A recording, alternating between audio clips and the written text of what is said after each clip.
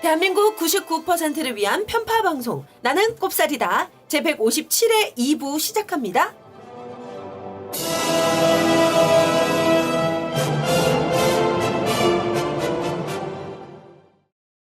선대인경제연구소가 미래의 기회는 어디 있는가 2017 특강을 7월 8일, 9일 이틀간 진행합니다. 여러분 놀라지 마세요. 세계적인 로봇공학자 데니스 홍, 국내 최고의 빅데이터 전문가 송기령, 벤처업계 대부 이민아, 디지털 미디어 혁명의 권위자 강정수 등 올해도 각 분야 최고의 전문가들이 미래 흐름을 진단하고 해법을 모색합니다. 우리와 우리 아이들의 미래를 준비할 수 있는 가성비 최고의 특강 문의 전화 070-7584-2050.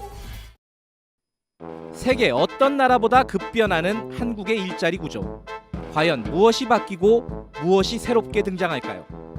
전 세계 로봇 밀도 1위가 대한민국이라는데 사실일까요?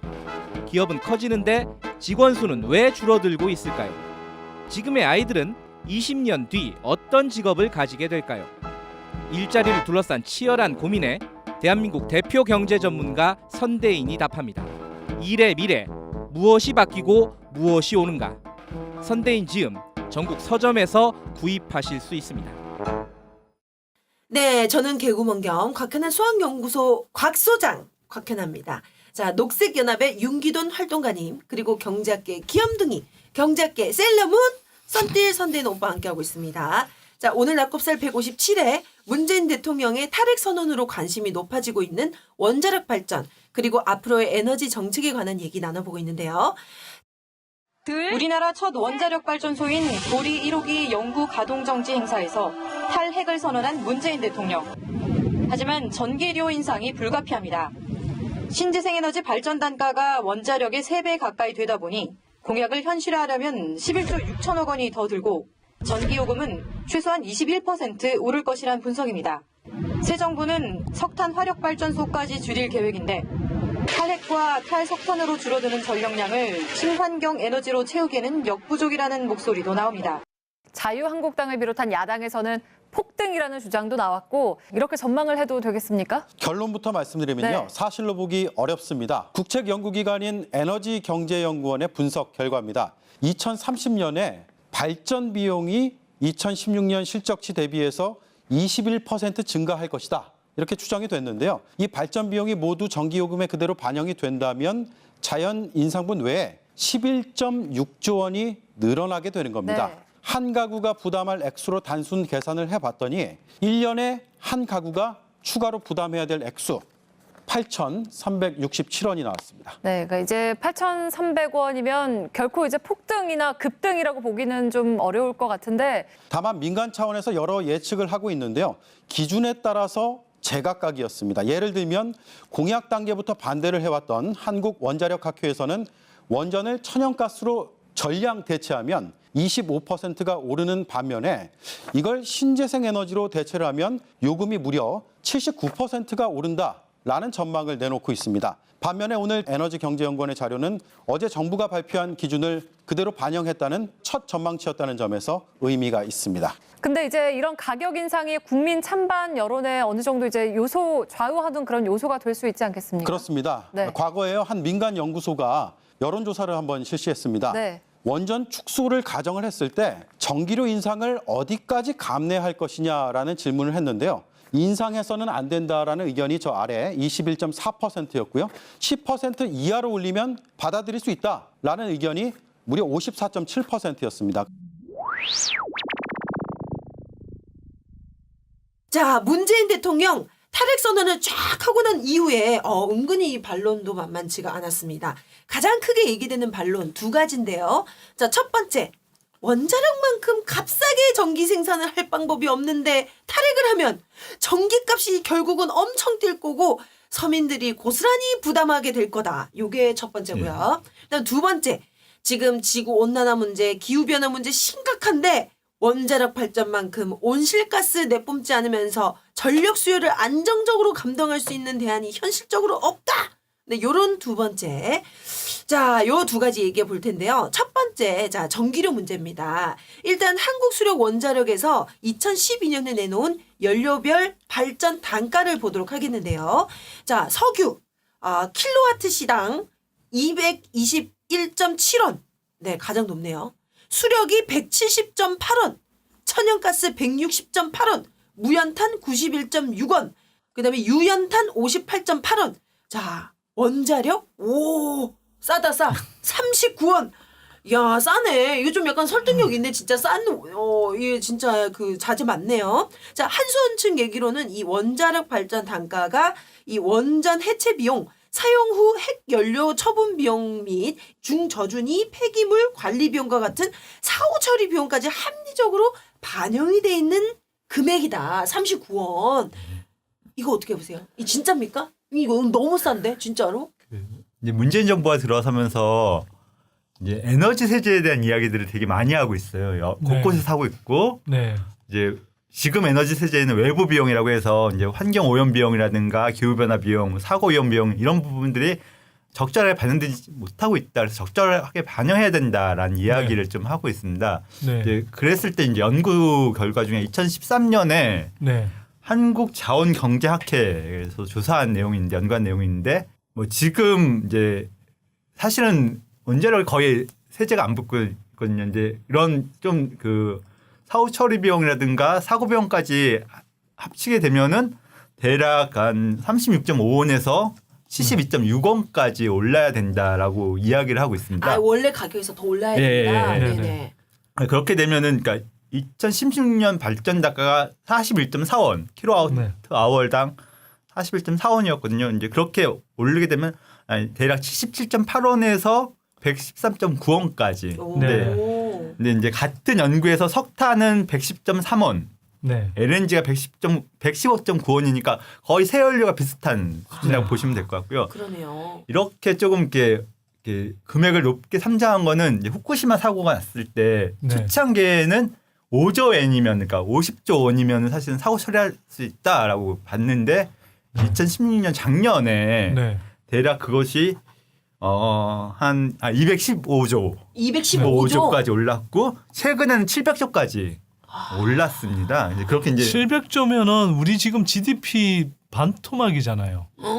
한마디로 이게 뭔가 네. 문제가 생기면 이건 뭐 우리나라 지금 어떻게 유지할 수 있는 뭐 그 비용의 뭐 어떻게 되는 거예요? 유지될 수 우리 있는 거예요? 한 해 예산이 450조인데. 아, 그러니까. 이건 몇 년치야 이거. 이야, 대박이다. 근데 이제 그런데 지금 한국 수력 원자력이 네. 이제 사고 비용으로 보험을 드는 게 500억 원이고 네. 보상 한도가 5천억 원까지 보상을 하겠다는 거예요. 근데 5천억 원 가지고 택도 없잖아요. 조르 단위로. 그러니까 1조 원이라고 쳐더라도 699조 원이 사실은 국민 세금으로 나가. 699조 원. 아.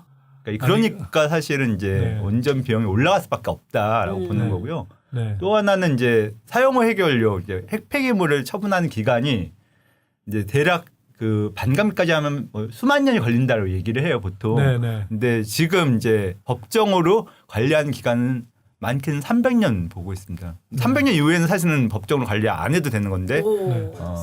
300년. 네.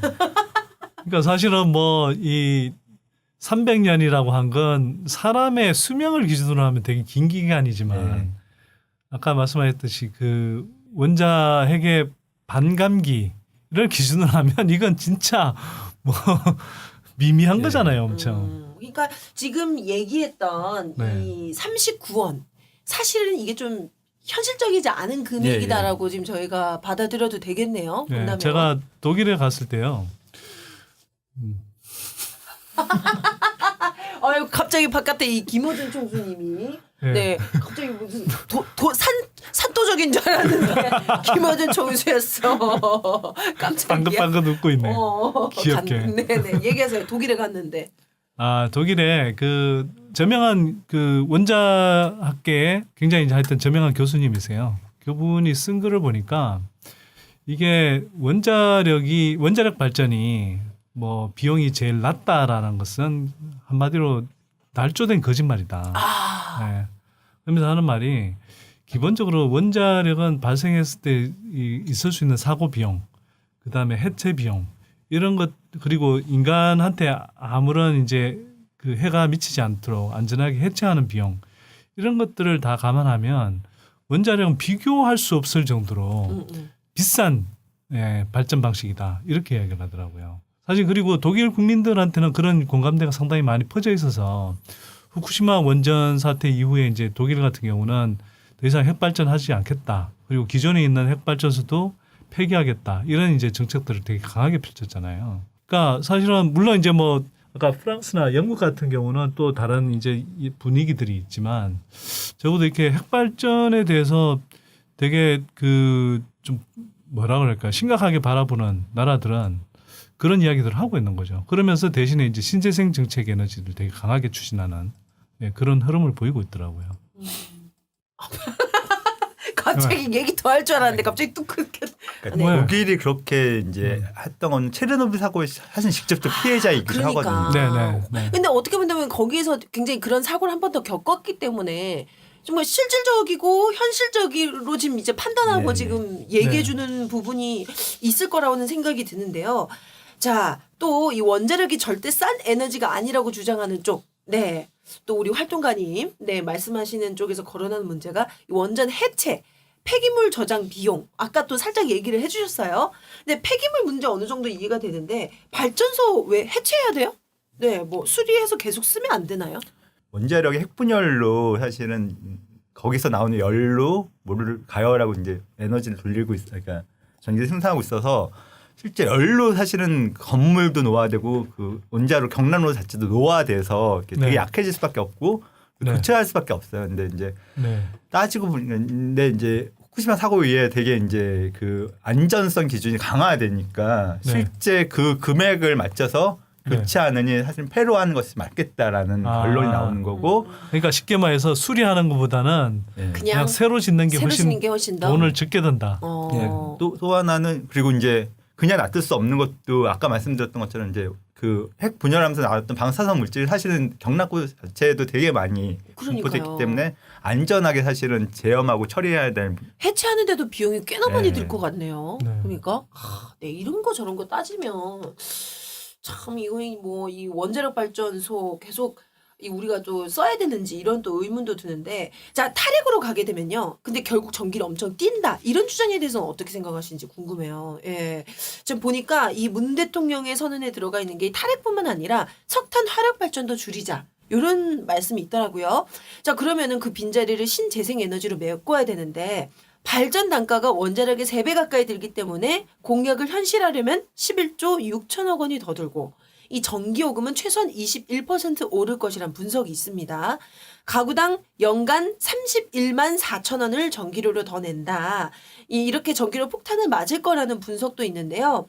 자, 우리 자유한국당 네, 또 이런 말씀을 하시네요. 자유한국당에서 6월 26일에 문재인 정부의 7대 무대책 포퓰리즘의 하나로 이 탈핵 문제를 꼽았어요. 이분들이요. 자, 뭐라고 하셨냐면요. 급진적 탈원전 정책으로 대두되는 무대책 에너지 정책은 국민에게 부담되는 전력 요금 폭탄을 어떤 식으로 해소할 것인지 대책 없이 국민들에게 탈원전을 내세우며 급진적인 환경단체의 주장에 동의해 나가는 성격이 있다고 지적을 했습니다. 자, 급진적인 환경단체 주장. 자, 이 자유한국당이 이런 얘기를 했는데요. 어떻게 생각하세요? 네. 이제 문재인 대통령이 사실 급진적인 환경단체 주장을 받아들였다고 하면 한 10년 내에 사실은 탈핵하겠다고 선언을 하셨어야 했죠. 10년 안에 하겠다. 네, 그렇게 급진적으로 해서, 했으면은. 네. 네, 그렇게 하지 않고 네. 신규원전 안 짓겠다. 그리고 노후된 거 그냥 폐쇄하겠다. 이렇게 요 얘기를 하신 정도로. 거예요. 네네. 네. 그렇기 때문에 이걸 급진적이라고 얘기를 하면 참 환경단체들이 보면은 참 영 아니올 순. 아니다. 그런 네. 거고요.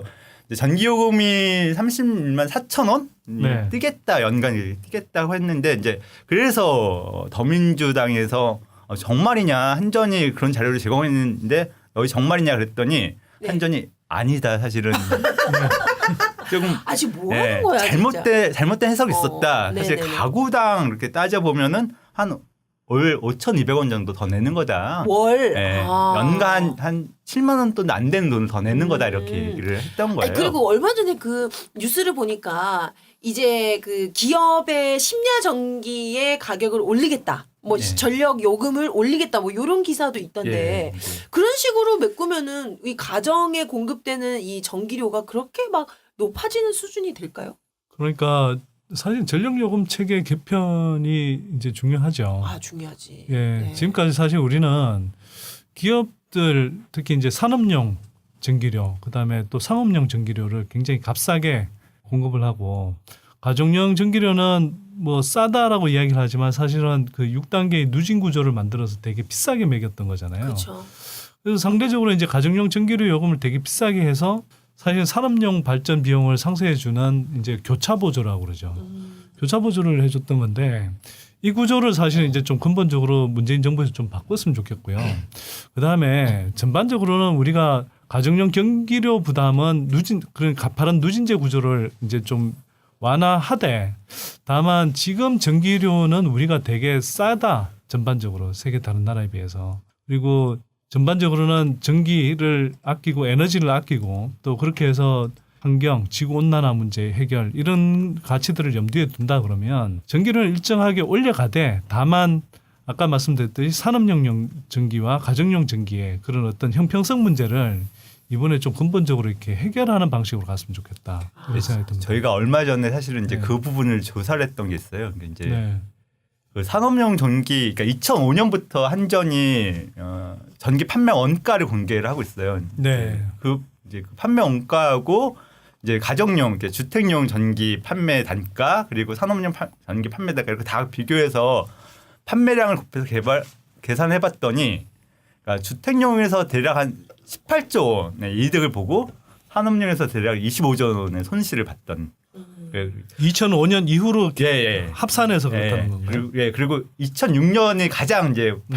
발전 판매 단가랑 판매 원가의 차이가 그러니까 주택용으로부터는 가장 마진을 많이 남긴 거고 산업용으로부터 가장 손실 많이 봤던 해인데 네. 대략 2조 원을 그러니까 주택용을 남기고 산업용에서 2조 원을 손실 받았던 말씀하셨던 대로 정말로 그 주택용에서 돈 벌어서 산업용에 뒤졌던 메꿔주는, 네. 보조해주는 그런 네. 문제. 네네네. 그런데 잠깐 의문이 드는 게 그럼 한전은 돈을 어디서 버나요? 근데 이제 상업 그러니까 일반용도 사실은 이제 이윤을 보고 있고 네네. 예, 그 일반용하고 가정- 가정 주택용에서 이윤을 보고 이제 네, 산업용에서 손실을 이렇게 보는. 보고 있는. 네, 오케이. 네네네. 자, 그리고 이 산업 부분의 문제 한번 생각해 봐야 될 것 같은데요. 자, 우리나라의 주력 산업, 반도체, 스마트폰, 자동차, LCD 패널, 철강 뭐 요런 부분에 전기를 많이 쓸 수밖에 없는 산업이잖아요. 근데 이게 탈핵 때문에 전기료가 오른다. 그러면은 생산 원가가 따라 오르고 가격 경쟁력이 떨어져 가지고 수출에 타격을 받는다. 요런 논리가 있더라고요. 자, 요런 논리에 대해서 우리 선택 오빠는 어떻게 생각하시나요? 와, 나한테 오늘 처음으로 발언 기회를 주네. 아니, 안 그래도 대본에 있더라고. 안 그래도 발언을 했지만 알아서 하니까 굳이 내가 질문하지 않더라도. 이건 뭐 법인세 부담 높아져서 뭐 수출 못한다 이런 이야기랑 똑같은 거겠죠. 어? 우리가 사실 법인세율이 높은 편이 아니라고 누누이 설명드렸잖아요. 그러니까 산업용 전기료 수준은 세계에서 제일 낮은 수준일 거거든요. 근데 여기에서 뭐 그것도 뭐 제가 보기에는 대폭 올릴 것 같지도 않은데 찔끔 올려서 정말 이게 경쟁력이 없어지는 거면 사실은 그건 제대로 된 경쟁력을 우리가 못 갖고 있는 거죠. 네. 사실 오히려 그 일본 같은 경우는 예를 들면 일본은 뭐 1차 석유 파동, 2차 석유 파동 이렇게 거치면서 그 산업의 이제 설비라든지 이런 것들을 굉장히 이제 이 에너지 절감형으로, 예, 그러니까 원단이라고 하는데 이 그 산업에서 이제 에너지 비용이 적게 들어가는 방식으로 다 구축을 했어요. 그렇게 해서 사실은 이제 훨씬 적은 에너지 비용을 들이고서도 이제 많은 생산을 할 수 있도록 구조를 바꿨던 거거든요.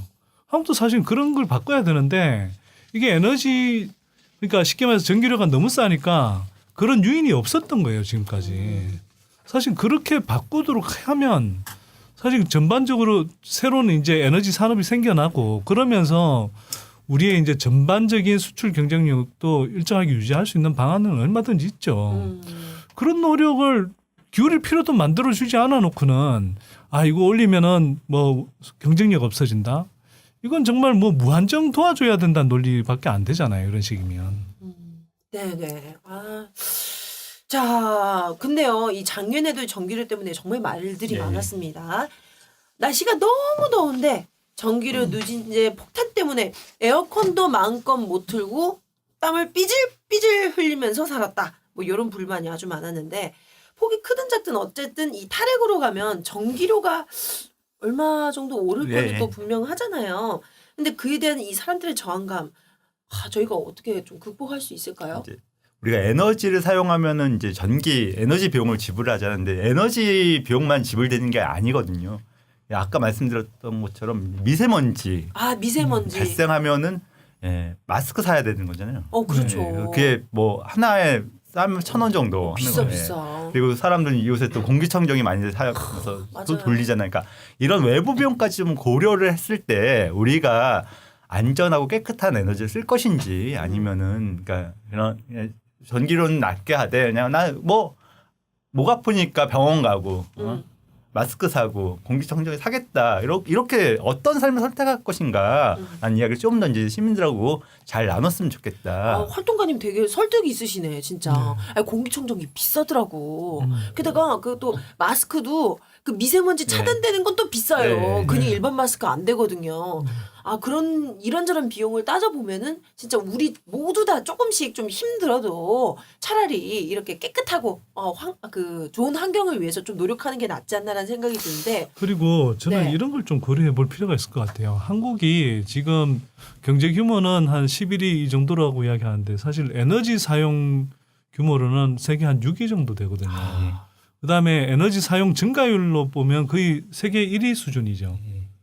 그러니까 그 정도로 지금 굉장히 많은 에너지를 쓰고 있고 그다음에 그러니까 쉽게 말해서 에너지 다소모 국가이고 또 한편으로는 에너지를 전혀 뭐 아끼거나 이런 뭐 시스템 자체가 없는 거예요.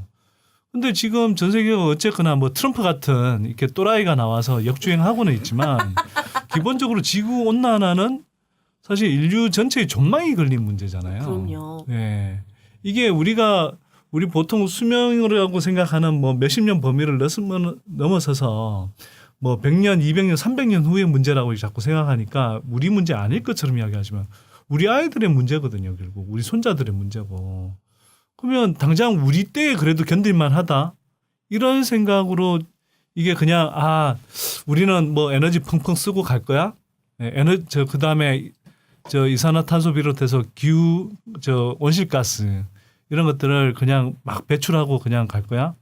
그렇게 묻는다면 우리는 좀 다른 선택을 해야 된다고 생각해요. 그래서 사실 문재인 정부가 이야기했던 그런 타결의 이런 부분도 마찬가지고요. 오늘 뭐 뒤에 이야기하겠지만 결국은 신재생 에너지로 이제 에너지 전환을 하는 문제 이런 것들도 우리가 깊이 고려해야 되는데 단기적으로는 어쨌거나 우리가 전기료가 이렇게 너무 높아진다고 툴툴대기보다는 아까 말씀드렸던 그런 비합리적인 구조들을 이렇게 고쳐가면서 골고루 우리가 이제 에너지를 이렇게 절감할 수 있는 방안들을 찾는 게 저는 더 현명한 자세가 아닐까. 네.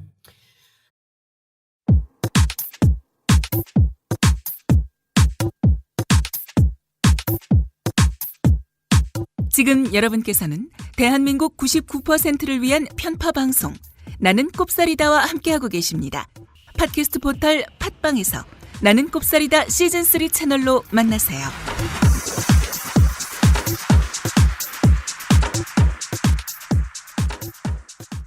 자, 이제 탈핵에 대한 주요한 반론 두 번째입니다. 자, 이 기후변화 문제, 올해도 벌써부터 뭐 가뭄, 폭염, 이 기후변화 문제가 정말 심각하다 싶은 현상들이 나타나고 있는데요.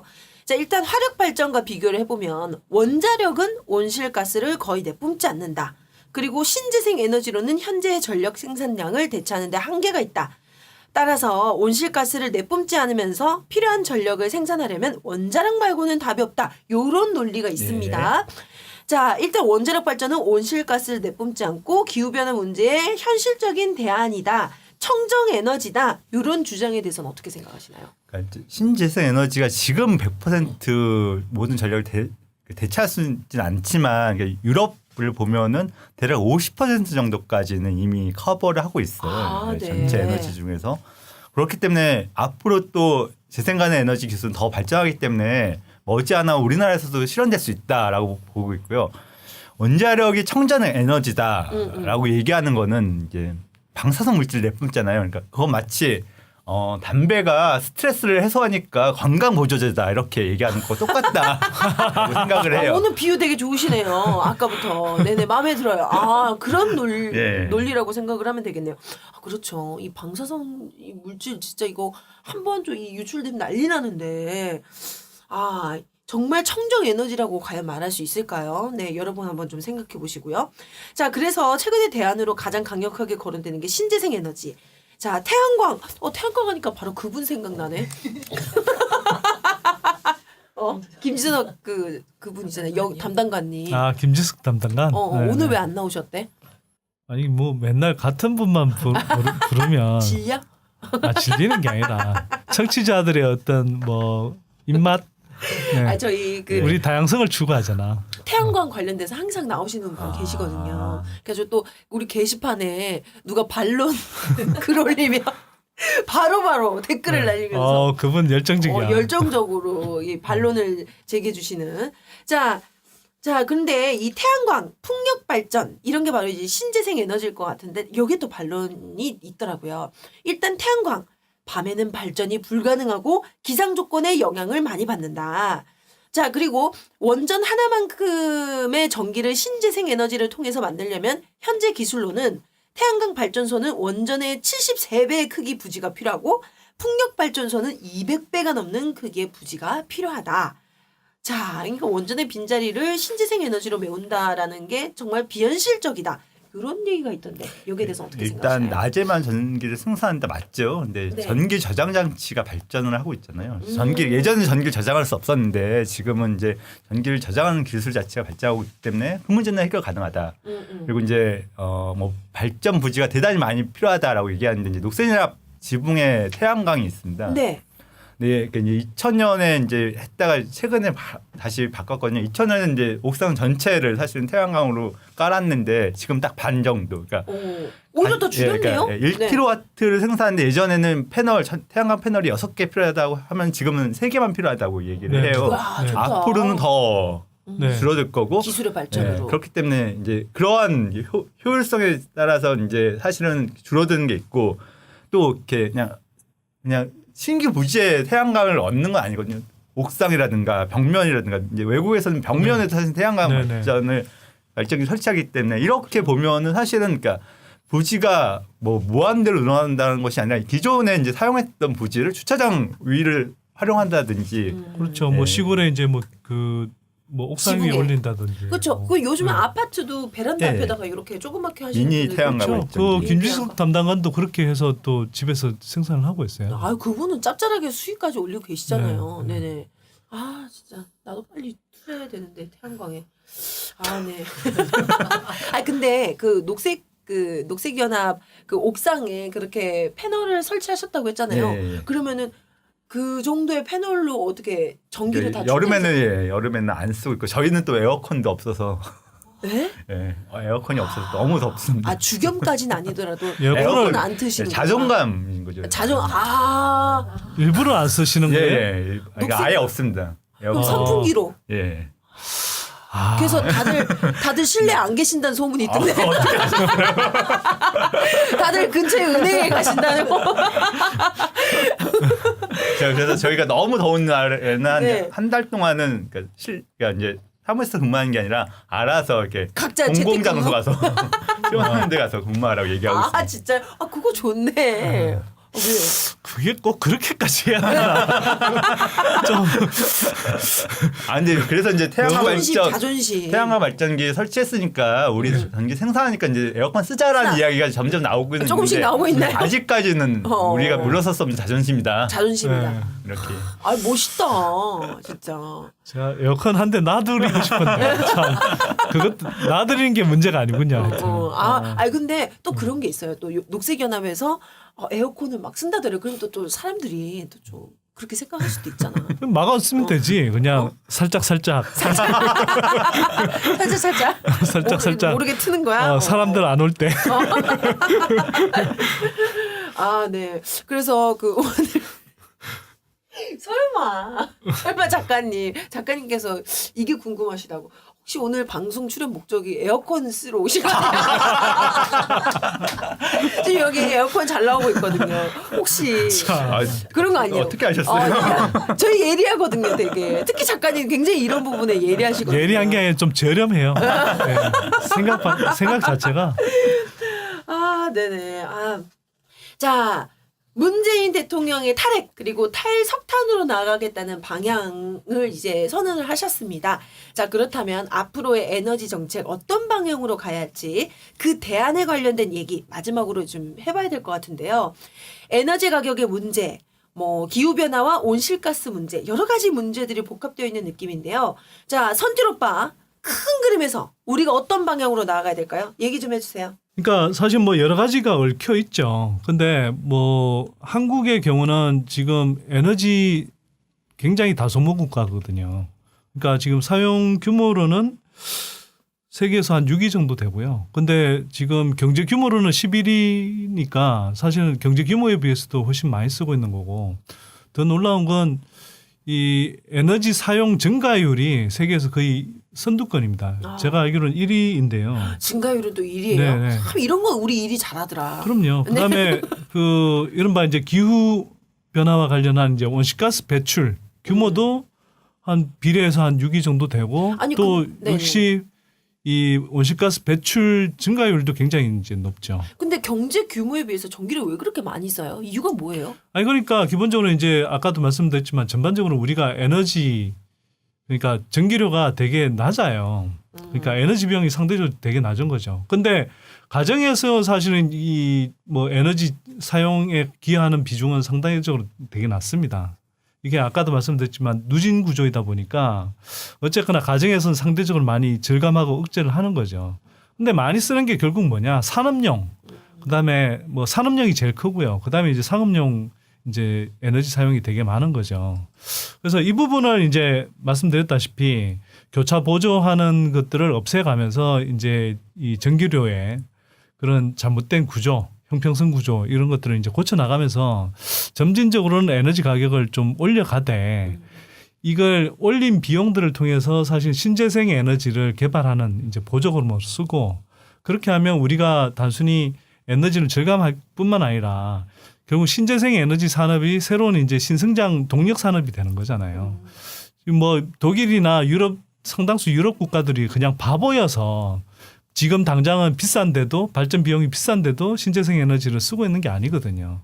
지금 당장은 좀 비싸지만 그럼에도 불구하고 이게 에너지의 미래는 바로 이쪽이다라고 생각하기 때문에 이쪽에 어떤 생산 기술들을 계속 이제 높여가서 결국은 여기에서 새로운 이제 시장판이 점점 커질 때 이걸 이제 큰 산업으로 키워서 새로운 성장 동력으로 삼겠다는 거거든요. 그러니까 우리도 이제 그런 구조로 가야 되는 거죠. 예를 들면 이런 거 있잖아요. 지금 전기차 나오잖아요. 네. 전기차가 지금 비싸요. 너무 비싸요. 그렇다고 비싼데 이게 전기차가 앞으로 대세가 될 게 너무나 지금 이제 뚜렷해졌는데 계속 내연기관차만 고집할 거냐. 내연기관차가 싸다고 계속 내연기관차만 고집하고 있으면 나중에 전기차가 대세가 됐을 때 우리 한국의 자동차 산업이 쓸 자리는 전혀 없는 거죠. 그렇죠. 그렇게 생각하셔야 되는 겁니다. 네네. 하하. 네. 근데요, 워낙에 아직까지 신재생 에너지로 대체하는 방법 없다, 너무 힘들다 이런 얘기들이 많이 나오는데, 근데요, 우리나라에서 이 신재생 에너지의 발전을 극대화할 수 있는 방안, 우리 녹색연합의 활동가이신 네, 윤 선생님 좀 얘기 좀 해주세요. 지금까지 에너지는 이제 대규모 자본들이 투자를 해서 에너지 생산했던 구조였는데요. 앞으로 에너지는 이제 개인들이 십시일반 돈을 걷어서 재생하는 에너지에 투자하고 이제 거기서 나오는 이윤으로 이제 노후를 책임지는 이런 이제 구조로 바뀔 거고, 사실 외국은 대부분 그런 협동조합 형태로 개개인들이 이제 투자를 해서 재생하는 에너지 설비를 많이 짓고 있습니다. 그래서 지금 없어졌던 이제 발전 차익 지원 제도라고 있어요. 그래서 네. 재생가능 에너지가 어느 정도 경쟁력이 갖춰질 때까지는 발전 차익 지원 제도를 좀 이렇게 부활을 시켜서 개미들의 투자, 일반 시민들의 투자를 좀 이끌어내는 것들이 하나의 방안인 거고요. 또 하나는 이제 근데 이제 네. 좀 어려울 수 있어서 발전 차익 제도라는 게 제가 알고 있기로는 이거죠. 그러니까 개인들이 이제 예를 들면 신재생 에너지 발전을 했다. 예를 들면 네. 태양광 발전을 했다. 그러면 사실 이제 생산 단가가 높은데 그걸 한국전력에서 사실은 뭐 그 생산 단가 이상으로 이제 사주는 그렇죠. 거죠. 예. 그러니까 예. 이제 보통 이제 예를 들면은 네. 뭐 전기를 100원에 사는데 이쪽 이제 이 태양광은 사실 160원이 돼야지 마진이 된다 그러면 60원 정도를 차액을 지원해 주는 제도라고 네, 보시면 네, 되는 네, 거예요.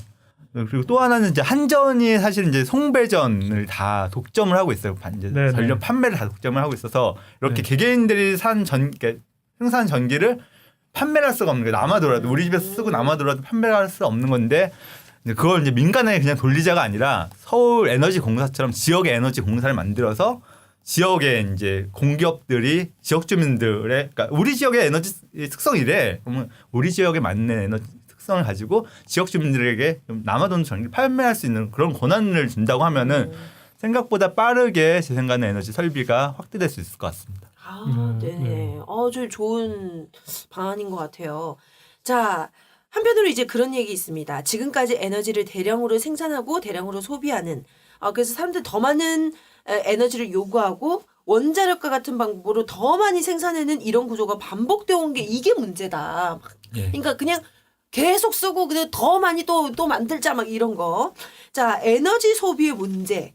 앞으로 어떤 변화가 필요할지. 진짜로 우리 녹색연합처럼 에어컨을 없애고 다들 이렇게 피신을 그러실 필요는 없고요. 옹기종기 모여서 네 어떤 변화가 필요할까요? 네네. 그러니까 이제 앞으로는 물류 창고가 없어질 거라고 얘기를 해요. 물류 창고요? 그러니까 네. 이제 딱 이렇게 맞춤형 소비, 그러니까 그 소비자들이 어떤 것들을 원하는지를 실시간으로 알 수 있는 뭐 이렇게 4차 산업혁명 때문에 알 수 있는 구조가 될 거고 그렇기 때문에 예전에는 사실은 어떤 소비자가 어떤 걸 원하는지 모르기 때문에 대량 생산, 대량 소비하는 구조였다고 하면은 앞으로는 그렇게 가지 않을 거다. 그래서 개개인의 맞춤형으로 그때그때 필요한 생산품을 생산할 것이다 얘기를 한다고 하면은 이제 그렇게 사실 에너지를 다 소비하는 구조는 바뀔 거다라고 보는 거고요. 또 하나는 이제 어떠신지 모르겠지만 미니멀 라이프라고 해서 되게 이제 네. 소요를 줄이고 네. 되게 한석에 산 사람들이 되게 이제 유행하고 있는 거잖아요. 그렇죠. 그렇게 뭐 보면은 에어컨 안 틀고 덥게 지내고 뭐 아니 너무 이 안 닦고 머리 안 감고 그건 아니고 지킬 수 있는데 안 지는 거. 네, 덜 씻고 자신 있어 그건 할 수 네. 있어. 어쨌든 자기가 너무 많은 것들을 소유하기보다는 어쨌든 소유를 줄이고 그리고 이제 공유하고 네. 같이 쓰는 걸로 공유하는 이런 세상으로 간다고 봐지거든요. 이제 그렇게 된다고 하면은 지금과 같은 에너지 소비 구조는 아닐 거고 앞으로 생활은 그러니까 보다 윤택해지고 보다 만족도는 높겠지만은 그것이 그냥 이렇게 더 많이 소유하면서 만족했던 것과의 삶과는 전혀 질적으로 다른 삶들을 살지 않을까. 네. 자 마지막으로 이제 선질 오빠 문재인 대통령의 탈석탄 선언. 네, 사실 그 경제라는 관점에서 봤을 때 뭐 발전 원가 상승이라던가 뭐 이런 문제로 한국 경제에 주름살을 지게 할 정책이다라고 생각할 수도 있잖아요. 네, 경제학자로서 사람들이 이런 문제, 이 탈핵과 탈석탄의 선언 이 문제 어떻게 바라봤으면 하는지 당부 말씀 좀 부탁드립니다. 뭐 앞에서 말씀드렸기 때문에 짧게 말씀드릴게요. 그러니까 우리가 이렇게 계속 에너지를 막 소비하게 하면서 그 늘어난 소비를 억제하지 않으면서 공급을 뭐 늘리기 위해서 기본적으로는 원자력 발전에 의존해야 된다. 또는 석탄 발전에 의존해야 된다. 이렇게 이야기하는 건 저는 굉장히 무책임한 정책이라고 생각해요. 오히려 우리가 지금 너무 막 쓰대고 있기 때문에 특히 뭐 산업용 전기를 너무 막 쓰대고 있기 때문에 그런 것들을 억제하는 노력은 분명히 필요하다. 그리고 그렇게 한다면 뭐 적어도 아까 교차보조 문제 이것만 제대로 해결한다 하더라도 뭐 상당 기간은 가정의 그런 부담을 크게 늘리지 않으면서 사실은 우리가 그 에너지 소비를 크게 줄일 수 있다. 그러면 에너지 소비를 줄이면서 거기에 맞춰서 이 원전 이외에 다른 그 전력 또는 그 에너지 생산 의존들을, 그러니까 에너지 소비 의존들을 다른 이제 에너지원으로 좀 옮겨갈 수도 있겠다, 이런 생각이 들고요. 그리고 이렇게 늘어나는 비용들을 가지고 우리가 전기차 충전 인프라를 깔고 신재생 에너지를 확대해 나간다고 하면 이게 바로 미래라는 겁니다. 이 미래는 어떤 미래냐? 굉장히 큰 시장이 열리는 미래이고, 산업적으로 큰 시장이 열리는 미래이고요. 또 하나는 환경적으로는 우리가 지구 온난화를 막고 미세먼지가 줄어들고, 또 그러니까 또 더운 여름날을 좀 적게 보낼 수 있는 그런 미래를 우리 아이들한테 물려줄 수 있는 미래거든요. 그런 미래를 우리가 만들어야죠. 네네. 아, 좀 그런 것 같아요. 지금 당장 불편하고 지금 당장 좀 값이 오르고 요런 거 좀 생각 좀 덜하고 거시적으로 좀 봤으면 좋겠다라는 생각이 네. 좀 드네요. 네. 오늘 말씀 듣다 보니까요.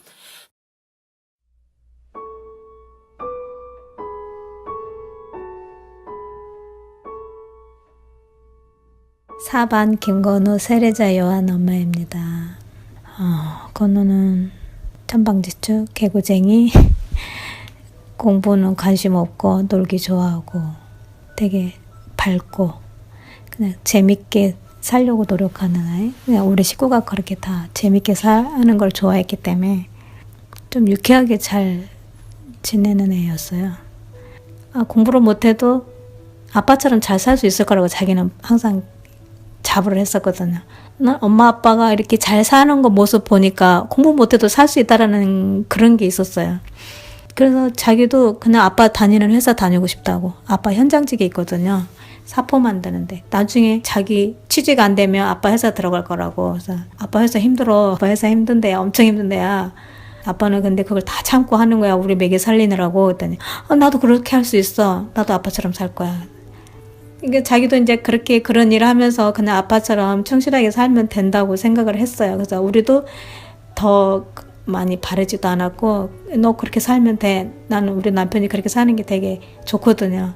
아빠가 자식을 위해서 가정을 위해서 되게 잘해요. 헌신적으로. 그래서 아빠처럼만 살면 돼. 내가 그랬거든요. 그때는 자기는 아빠보다 좀 더 잘할 거라고. 좀 더 잘할 거라고 해서 아빠처럼만 살아도 너는 성공한 거야. 근데 아빠보다 좀 더 잘할 거라고 마음 먹으면 아마 너는 더 성공한 아빠가 될 거라고, 좋은 아빠가 될 거라고. 자기는 아무거나 할 수 있는 그런 마음 자세가 돼 있다고 그랬었어요. 그래서 되게 마음이 괜찮았죠. 처음에는 진짜 많이 힘들었거든요. 다 적인 것 같았고 다 너무너무 이게 나쁜 사람들로만 보였었어요. 온 세상이 다 나쁜 사람이구나. 그랬는데 어느 순간 천천히 이렇게 사람들이 들어왔어요. 생판 모르는 사람들이 함께하는 분들 한 분, 두 분 알게 되고 여러 군데서 일하고 계시는 분들이 계시다라는 걸 이렇게 알고 그런 걸 이렇게 딱 느끼고 이렇게 갔을 때 정말 그분들이 있어서 견딜만 하구나. 세상은 그래도 살아갈 수 있겠구나. 그분들이 안 계셨으면 정말 못 견뎠을 것 같아요. 그분 대통령이 혼자서 마음 먹는다고 해서 다 되는 일은 아니잖아요. 그분도 하고 싶어도 못할 수도 있다라는 생각도 하고 그게 막 하루아침에 이루어지고 그럴 거라는 생각은 안 하고 천천히 뭔가 변화는 되겠지. 그러나 그래도 정권이 바뀌니까 그나마 조금 숨은 쉬어지는 것 같아요. 꽉 막혀있던 그런 것들이 그래도 숨을 쉴 수 있구나. 그런 거는 좀 나아진 것 같아요. 5.18 그 민주항쟁도 뭐 몇십 년이 걸렸다는데 뭐 우리야 뭐 몇십 년은 못 가게 했나. 그런 진실이 어떻게 빨리 밝혀져서 모든 게 좀 많은 사람들이 정말 제자리를 찾아서 살았으면 좋겠어요. 우리는 뭐 이대로 산다 치더라도 함께하는 분들도 사실 힘들잖아요. 함께하는 분들도 저는 힘들 거라고 생각을 해요. 우리는 어차피 이렇게 살아야 되는 거니까 자식을 잃고 되게 마음대로 살 수는 없는 것 같아요. 이렇게 살아도 별로 희망이 없고 저렇게 살아도 희망은 없으니까 그냥 이 세상이라도 얼른 바뀌어서 진실된 그런 사회가 돼서 많은 사람들이 좀 억울한 일 안 당하고 그렇게 그냥 좀 밝은 사이가 됐으면 좋겠어요, 저도.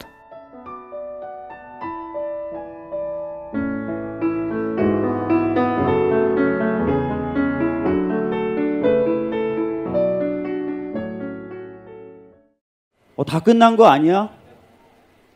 또는 너무 지겹다. 왜 이렇게 길게 얘기하지? 그러나 여러분, 뭐가 지금 되고 있는 게 있습니까, 여러분? 우리는 참사의 슬픔에 대한 위로와 공감, 추모를 넘어 진실에 다가서고 싶습니다.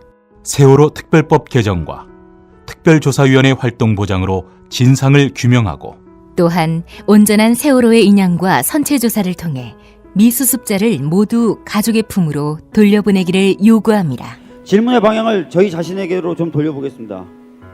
세월호 참사가 아주 특별한 사람들이 겪은 아주 특별한 일이라고 생각하는 건 아닐까?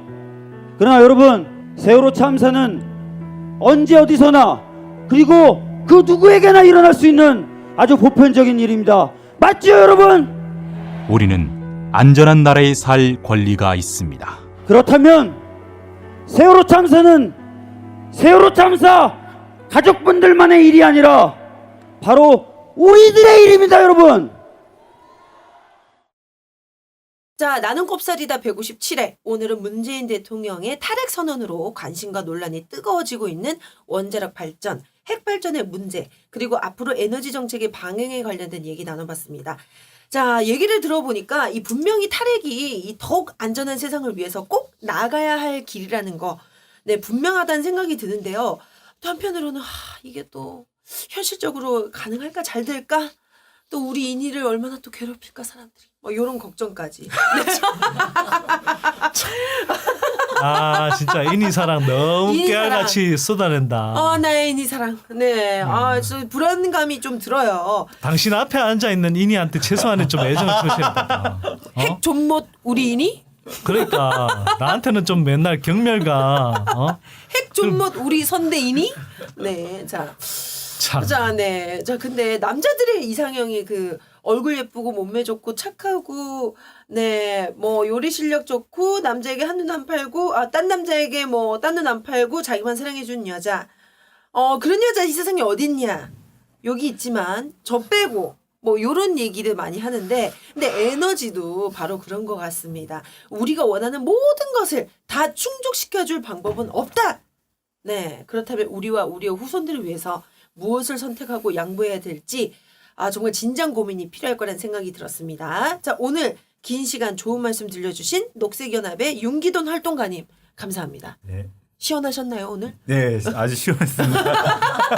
여기 에어컨 잘 나오고. 예. 네. 자, 그리고 선대인 경제연구소 소장이신 경제학계 귀염둥이 셀러문. 네. 혹시 그 용인 일대에서 세라복 입고 배회하는 중년 남자 보신 분들. 네. 나를 갑자기 그렇다면- 변태로 만들고 있나. 아니 세라복 좋아하신다고 하니까. 변태도 아니고 hentai 로 만들고 네, 있나. 낙곱살에 꼭 참. 제보해 주시기 바랍니다. 그리고 옆에서 옷 좀 입혀주세요. 네, 우리 핵존못 경제학계의 귀염둥이. 네, 선대 수장님 감사합니다. 세일러문은 귀염둥이보다 예쁜둥이 아닌가? 예쁜둥이. 네, 세라복 입은 예쁜둥이. 네, 선대 소장님 수고 많이 하셨습니다. 지금까지 곽현아 수학연구소, 네, 수학연구소장 곽소장, 네, 곽현아입니다. 도대체 결과물은 언제 나오는 거야? 곧 이거? 나와 기다려봐. 네. 끝나겠다 이 방송.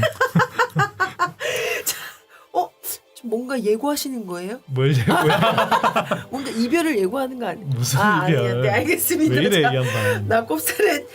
낙곱살 쫄지 않고 속지 않는 경제 정보로 앞으로 여러분들 계속 찾아뵙겠습니다. 다음 이 시간까지 안녕. 와!